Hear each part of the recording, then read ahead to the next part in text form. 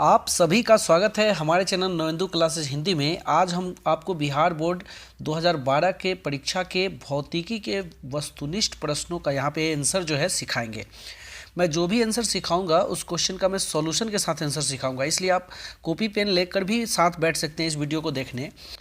आप इस वीडियो को अंत तक देखिएगा, मैं प्रत्येक क्वेश्चन के आंसर को यहाँ पर समझा कर बताऊँगा ताकि आपको याद नहीं करना पड़ेगा। तो चलिए आगे बढ़ते हैं, लेकिन सबसे पहले इस चैनल को सब्सक्राइब कर लीजिए ताकि इस तरह का वीडियो आपको सबसे पहले मिलता रहे।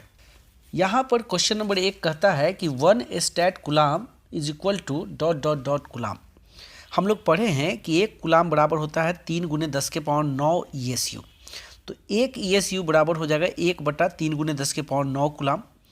इस ESU को ही स्टैट कुलाम के नाम से भी जाना जाता है। ये दोनों जो है CGS यूनिट है चार्ज आवेश के। तो इस तरह से 1 स्टैट कुलाम बराबर 1/3 × 10⁻−9 कुलाम हो जाएगा। तो इस तरह से यहाँ पे सही आंसर जो है डी नंबर ऑप्शन जो है सही है। हम लोग यहाँ पे डी पर टिक करेंगे। अब हम लोग बात करेंगे क्वेश्चन नंबर 2 पे। कहता है कि एक उभयोतल लेंस है जिसका अपवर्तनांक 1.5 है कि प्रत्येक तल की वक्रता त्रिज्या 20 सेंटीमीटर है। लेंस की क्षमता निकालना है। मैं आपको बताऊं कि उभयोतल लेंस के दोनों वक्र सतहों की त्रिज्याएं समान है। देख सकते हैं आप, पहला सतह की त्रिज्या R1 और दूसरे सतह की त्रिज्या R2 दोनों समान है। यह भी 20 सेंटीमीटर, यह भी 20 सेंटीमीटर। लेकिन R1 को हम लोग प्लस में लिखेंगे क्योंकि R1 जो है दाहिनी तरफ का डिस्टेंस है, और R2 को हम लोग माइनस में लिखेंगे क्योंकि यह बाई तरफ की दूरी है। दोनों को मीटर में बदल दिए तो ये 0.20 मीटर और ये -0.20 मीटर। यहाँ पे अपवर्तनांक लेंस का दिया हुआ है 1.5।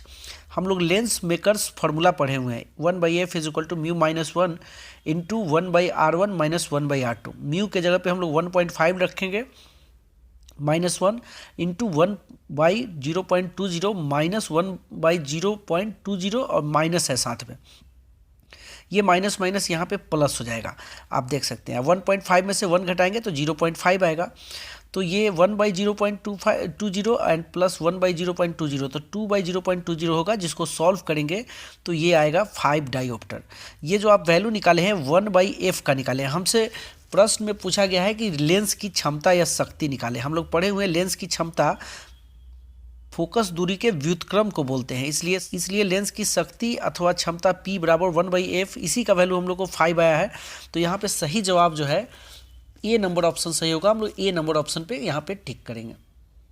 अब हम लोग बात करेंगे 3 नंबर क्वेश्चन पे। कहता है कि ए और बी बिंदुओं के बीच का समतुल्य धारिता ज्ञात करें। आप लोग देख सकते हैं ये 4 माइक्रोफेराड और ये 4 माइक्रोफेराड दोनों संधारित्र जो हैं एक दूसरे के साथ श्रेणी क्रम में है। तो श्रेणी क्रम में आप फॉर्मूला पढ़े हैं C1 × C2/C1 + C2। तो ये 4 × 4/4 + 4 ये हो जाएगा 16/8, ये बराबर हो जाएगा 2 माइक्रोफेराड। अब ये दोनों संधारित्र, ये दोनों कैपेसिटर मिलकर 2 माइक्रोफेराड हो गए। अब यहाँ का 2 माइक्रोफेराड और ये 2 माइक्रोफेराड, ये दोनों आपस में समांतर क्रम में है। तो समांतर क्रम में आप देख सकते हैं CP = C1 + C2, ये हो जाएगा 4 माइक्रोफेराड। ये तीनों कैपेसिटर मिलकर 4 माइक्रोफेराड के बराबर हुए। और ये 4 माइक्रोफेराड, ये 4 माइक्रोफेराड और ये 4 माइक्रोफेराड, तीनों 4 माइक्रोफेराड आपस में श्रेणी क्रम में है। तो 1/CS1 = 1/C1 + 1/C2 + 1/C3। तो 1/4 + 1/4 + 1/4, तो ये हो जाएगा 3/4। इसलिए CS1 = क्या हो जाएगा 4/3। तो यहाँ पर दिए गए ये जो पांचों कैपेसिटर जो जोड़े गए हैं इनका समतुल्य धारिता जो है 4/3 माइक्रोफेराड होगा। तो यहाँ पे सही जवाब जो है बी नंबर ऑप्शन सही है। हम लोग बी नंबर ऑप्शन पे यहाँ पे टिक करेंगे। अब हम लोग बात करेंगे 4 नंबर प्रश्न पे। कहता है थोरियम के एक परमाणु में न्यूट्रॉनों की संख्या बतावें। यहाँ पे आप देख सकते हैं थोरियम का 90 जो है यहाँ पे परमाणु संख्या है, और यहाँ पे 230 जो दिया गया है यह इसका द्रव्यमान संख्या है। परमाणु संख्या प्रोटॉनों अथवा इलेक्ट्रॉनों की संख्या को कहते हैं, जिसको Z से सूचित करते हैं, और द्रव्यमान संख्या प्रोटॉनों और न्यूट्रॉनों की कुल संख्या को कहते हैं, जिसको A से सूचित करते हैं।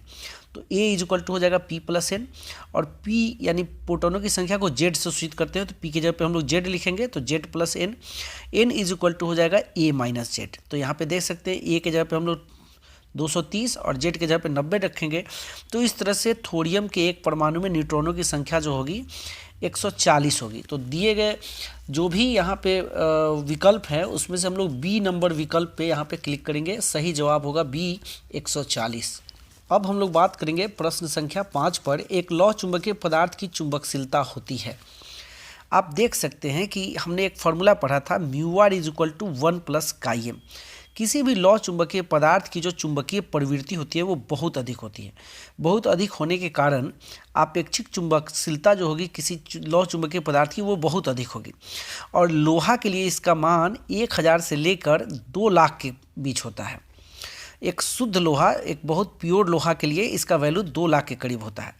तो इस तरह से यह हम लोग यहाँ पे सीखे कि किसी लौह चुंबकीय पदार्थ की आपेक्षिक चुंबकशीलता 1 से बहुत अधिक होती है। अगर मैं शुद्ध लोहे के लिए बात करूं तो आपेक्षिक चुंबकशीलता 2 लाख के करीब होगा। μr is equal to 2 into 10⁵। μr किसे कहते हैं? म्यू बाई म्यू नॉट को, इज इक्वल टू 2 इंटू 10⁵। तो म्यू इज इक्वल टू हो जाएगा 2 into 10⁵ into mu naught. Mu naught का वैल्यू हम लोग पढ़े हुए हैं, हवा या निर्वात की चुंबकशीलता 4 पाई गुने 10⁻⁻⁷।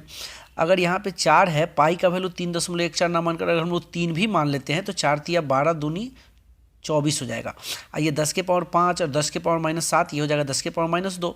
तो ये वैल्यू हो जाएगा 0.24। यानी यह वैल्यू जो आया, चुंबकशीलता का वैल्यू किसी लौह चुंबकीय पदार्थ के लिए 0.24 आया। यह यहाँ पे जो हमने एग्जाम्पल में लिया है, यहाँ पे हम लोहा को एग्जाम्पल लेकर डिस्कस कर रहे हैं।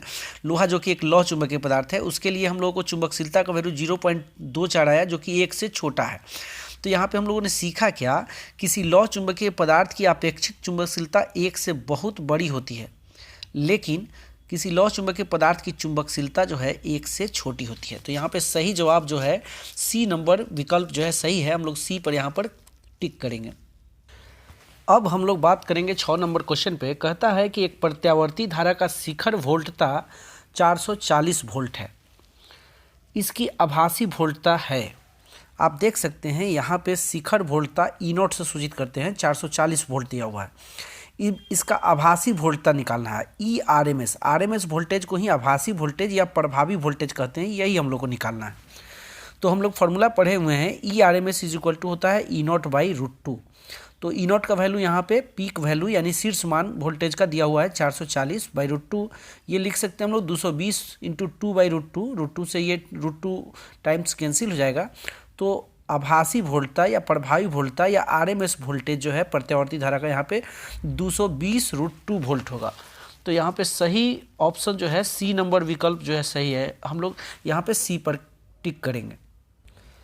अब हम लोग बात करेंगे 7 नंबर क्वेश्चन पे। कहता है कि एक आवर्धक ग्लास है जिसकी क्षमता 12 डायोप्टर है, इसकी आवर्धन क्षमता है। उत्तल लेंस को ही आवर्धक ग्लास कहा जाता है। इसकी क्षमता P बराबर 1/f फॉर्मूला होता है। 12 डायोप्टर दिया हुआ है। हमसे इसका आवर्धन क्षमता पूछा गया है। किसी आवर्धक कांच का आवर्धन क्षमता, आवर्धक कांच का या फिर सरल सूक्ष्मदर्शी का आवर्धन क्षमता m is equal to 1 + d/f हम लोग पढ़े हुए हैं, जहाँ पे d जो है स्पष्ट दृष्टि की न्यूनतम दूरी जिसका मान 25 सेंटीमीटर होता है, इसको हम लोग मीटर में लिखेंगे तो 0.25 मीटर होगा। तो यहाँ पे 1 + d के जगह पे 0.25 यहाँ पे 1/f जो है, यहाँ पे डाटा शुरू में ही दिया हुआ है।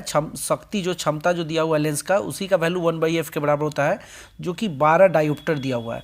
तो यहाँ पे 12 लिखेंगे, ये मल्टीप्लाई करेंगे तो 3 आएगा। 1 + 3 यहाँ पे टोटल जो है आवर्धन क्षमता दिए गए आवर्धक कांच का आवर्धन क्षमता 4 होगा। तो यहाँ पे सही विकल्प जो है, यहाँ पे ए नंबर विकल्प जो है सही है। यहाँ पे 7 का ए ऑप्शन पे हम लोग यहाँ पे टिक करेंगे। 8 नंबर क्वेश्चन कहता है कि 10 एम्पियर की धारा एक तार से 10 सेकंड तक प्रवाहित होती है। यदि तार का विभवांतर 15 वोल्ट हो तो किया गया कार्य होगा। यहाँ पर आप देख सकते हैं कि धारा जो प्रवाहित हो रही है वो 10 एम्पियर है। धारा कितने सेकंड के लिए प्रवाहित हो रही है? तो 10 सेकंड के लिए।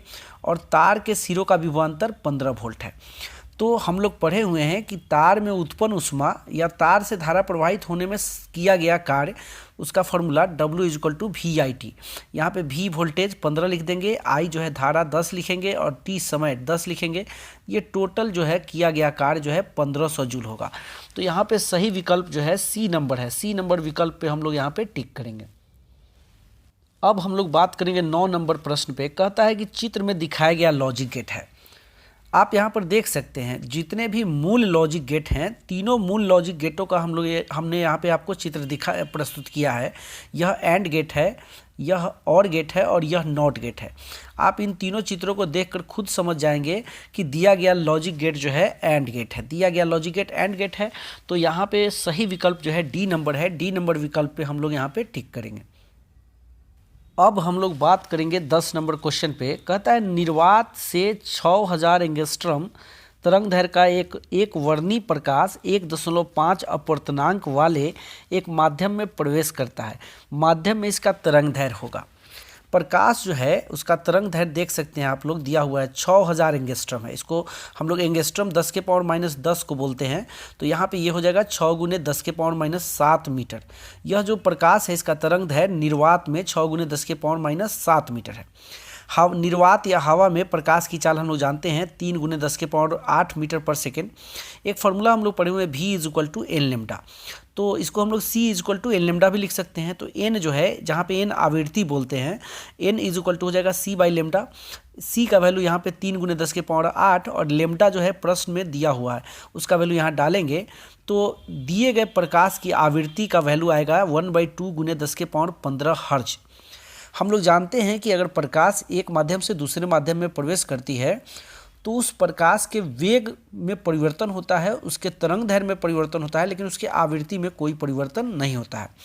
तो जो आवृत्ति निर्वात में होगी दिए गए प्रकाश की, वही आवृत्ति उस दिए गए माध्यम में भी होगी। यहाँ पर आप देख सकते हैं कि उस माध्यम का अपवर्तनांक दिया हुआ है 1.5।